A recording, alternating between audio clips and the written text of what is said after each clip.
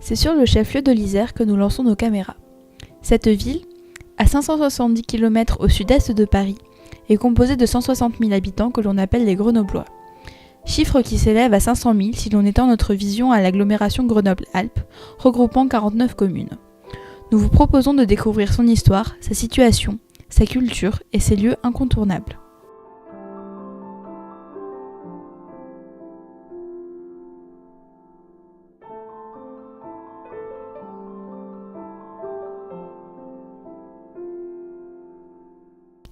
Grenoble se situe en Isère, dans la région Rhône-Alpes, récemment transformée en région Rhône-Alpes-Auvergne.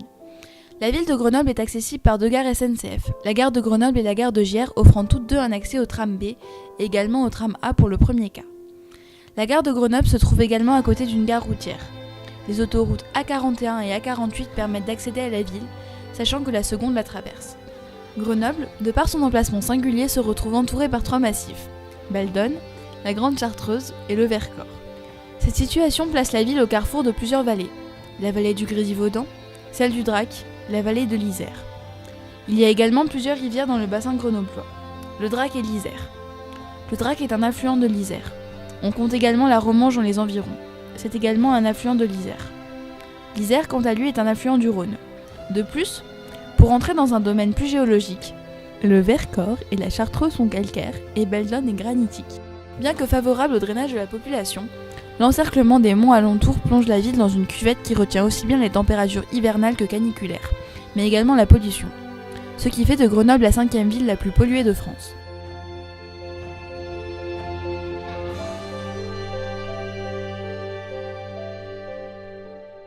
Pour pallier à cette situation problématique, les transports en commun tels que les bus ou encore les tramways sont favorisés dans la ville, bien que leur accès n'est pas totalement gratuit.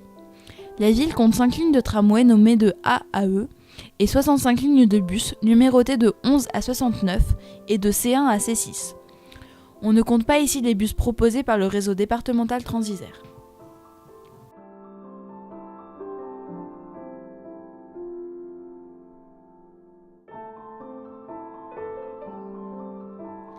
Les images que propose le moteur de recherche Google, si vous entrez Grenoble dans la barre de recherche, représentent principalement des vues de Grenoble. On peut notamment trouver les célèbres bulles de Grenoble, qui permettent de joindre la Bastille au reste de la ville en enjambant l'Isère. On trouve ensuite la célèbre vue des quais de Grenoble, longeant l'Isère. On peut voir en fond les massifs de Beldonne et un peu plus en avant les 3 tours qui, à leur inauguration, étaient les tours habitées les plus hautes d'Europe. Enfin, cette vue aérienne de la ville de nuit, en se plaçant à la Bastille, la vue sur cette ville restera à jamais imprenable. En fond, le massif du Vercors.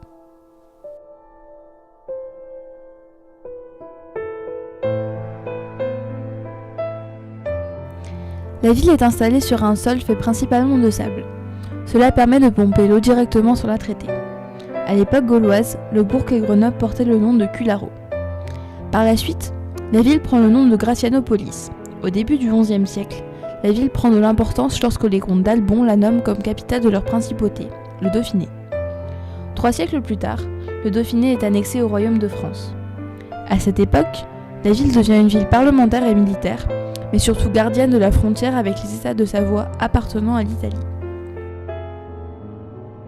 En 1803, la première société de secours mutuel de France fut créée par les ouvriers gantiers de la ville de Grenoble. Grenoble compte de nombreuses personnalités, comme certains hommes politiques tels que Charles V de France, Catherine de Médicis ou encore Gustave Rivet.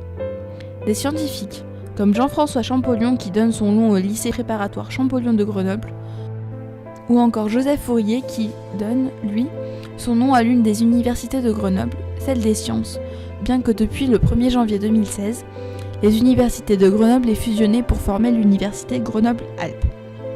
Grenoble compte également dans ses rangs des écrivains et philosophes comme Jean-Jacques Rousseau ou Stendhal, qui, lui aussi, donne également son nom à l'université Stendhal. Celle-ci est tournée vers l'étude des langues et des arts appliqués. On peut également compter l'abbé Pierre, Eugène Chavant, Barbara et, de Échirolles, Calogero. Pour notre part, nous nous sommes demandé comment résumer Grenoble en 3 images. Il nous a paru évident que l'image la plus connue est celle de la Bastille, mais que d'autres méritaient bien plus leur place dans notre sélection. La première image que nous voudrions partager est la vue depuis la Porte de France, vers le quai, le courant de l'Isère face à nous et le massif de Beldon nous faisant face. Nous nous arrêtons ensuite place Grenette, à l'entrée des rues piétonnes, à 2 pas de l'office du tourisme et de la place Victor Hugo. Cette petite place, avec sa fontaine, se rend imposante par le nombre de restaurants, commerces ou encore marchands de glace qu'elle offre. Elle est très fréquentée en été. Enfin, pour respirer un bon coup, nous vous proposons ce bol d'air qu'offrent les différents paysages aériens et terrestres de la ville de Grenoble.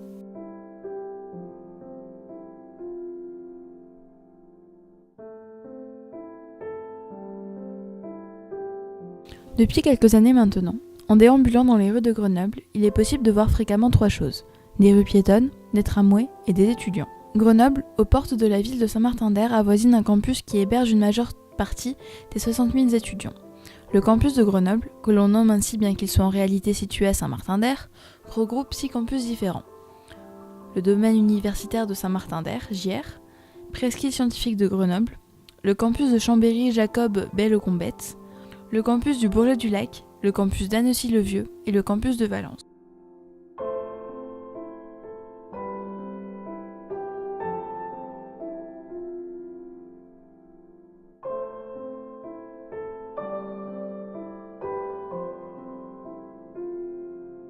Grenoble est classé comme le meilleur campus de France, mais également comme l'un des meilleurs européens, et, comparé à d'autres campus, beaucoup d'étudiants sont champions aux Jeux Olympiques.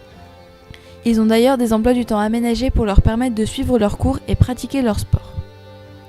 Les lignes de tram et de bus, bien que répétitives une fois que vous les prenez chaque jour, allant de Gers jusqu'à Échirolles, de Saint-Martin-d'Hères jusqu'à Fontaine, sans oublier Saint-Égrève, fondent le cœur du déplacement grenoblois. De bon matin, à vide, jusqu'aux heures de pointe où il est difficile de se faire une place, le réseau proposé par la société TAG permet de se déplacer de manière écologique. En effet, il est possible d'observer différentes publicités ainsi que des preuves scientifiques soulignant l'écologie du projet. Les rues piétonnes permettront à tous les amoureux de la marche de visiter la culture grenobloise sans être pressés par un véhicule.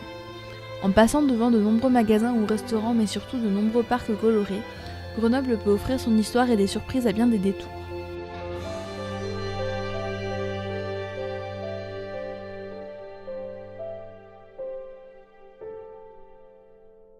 Dans la culture grenobloise, on garde toujours en tête l'idée que l'équipe de rugby rivalise avec les meilleurs du pays.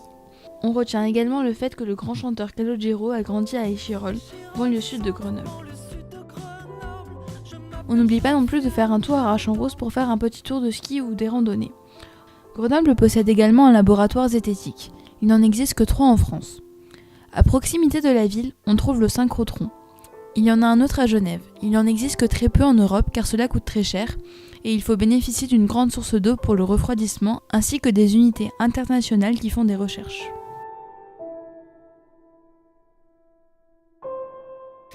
Si vous n'avez que quelques jours pour visiter la ville de Grenoble, voici les lieux à ne surtout pas laisser de côté. La Bastille.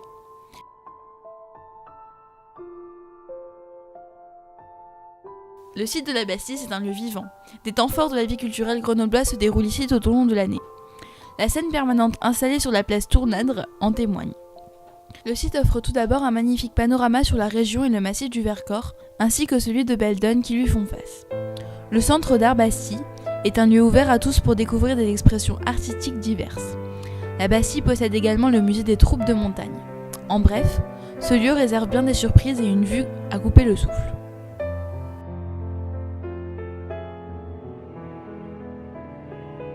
Les mystères de la ville.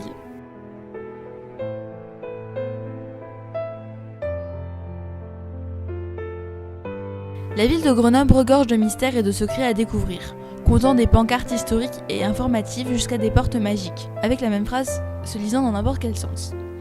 Déambuler dans les rues peut réserver bien des surprises.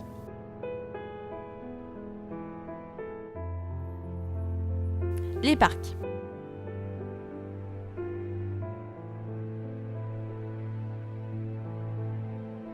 Les différents parcs de Grenoble offrent tous de magnifiques lieux de repos et de vie. Le parc Paul Mistral permet de vivre, en de certaines occasions, des événements immenses et également de l'admirer calmement. La sérénité est parfois interrompue par un match de rugby donné dans le stade des Alpes voisin. Le jardin de ville, voisin de l'ancienne demeure de Stendhal, garde un calme parfait troublé par des rires d'enfants et des étudiants ou des lycéens se retrouvant ici. Les places Victor Hugo ou Docteur Martin peuvent aussi être visitées mais restent moins fleuries. Sur la place Verdun, nous trouvons les fonctions administratives de la ville comme la préfecture. Sur la place du tribunal, on trouve la statue du chevalier Bayard ainsi que l'ancien tribunal de Grenoble.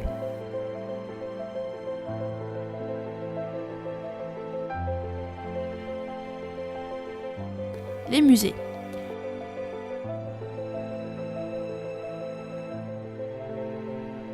La culture de Grenoble n'ayant que peu de limites, la ville n'est pas en reste sur les musées qu'elle possède. Les plus connus étant le musée de Grenoble et le Muséum. Grenoble honore Stendhal avec le musée Stendhal. Comme beaucoup d'autres villes, celle-ci compte un musée de la Résistance, hommage et mémoire aux combattants de la Seconde Guerre mondiale. Son accès est gratuit. Bien qu'aucune de nos listes ne soit exhaustive, nous terminerons par un musée nommé Le Magasin, et se trouve dans une halle des ateliers Eiffel. Il est le Centre national d'art contemporain. La ville n'est pas non plus en reste de salles de spectacle et de lieux où se retrouver.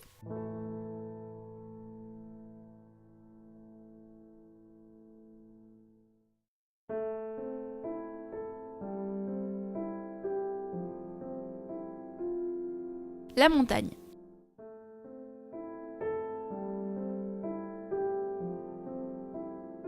Comme dit de nombreuses fois déjà, Grenoble offre des paysages splendides, sortant de l'ordinaire.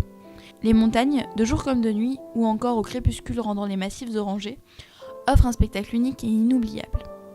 Évidemment, en hiver, nous vous invitons vivement à vous défouler dans les diverses stations de ski avoisinant la ville, ou pour vous rendre à la Coupe Bicard.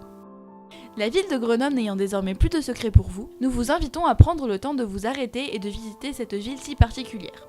Pour continuer à découvrir diverses villes sous tous leurs angles, nous vous invitons à vous abonner, à partager cette vidéo ainsi qu'à regarder les autres si ce n'est déjà fait. A très bientôt!